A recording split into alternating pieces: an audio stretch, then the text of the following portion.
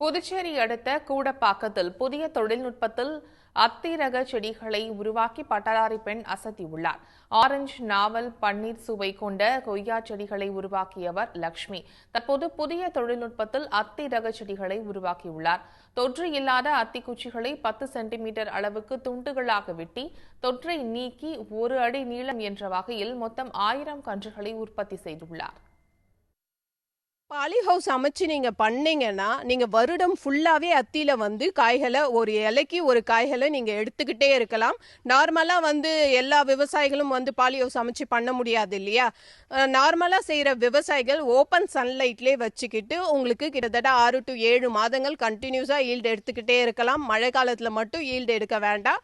கண்டினியூஸா இது மாதிரி பண்ணிட்டு இருக்கலாம். உங்களுக்கு நார்மலா நீங்க பண்ற அத்திகள் பார்த்தீங்கன்னா brown Turkey, Pune red, Diana white இதுதான் ரொம்ப ஃபேமஸா இருக்கிற வெரைட்டி. நாங்க குவைத் நாடுகள்ல இருக்கிற நண்பர்களோட பேசி புதிய ரகங்களையும் இந்தியாவுக்கு கொண்டுட்டு வந்திருக்கோம்.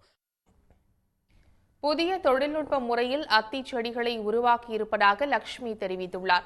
இந்த விவசாயத்தில் கிடைக்கும் அத்தி பழங்கள் 1 கிலோ 100 ரூபாய் முதல் 150 ரூபாய் வரை விலை போகிறது. ஒருமுறை விவசாயம் செய்தால் 25 ஆண்டுகள் பலன் தரும் என்று அவர் குறிப்பிட்டுள்ளார்.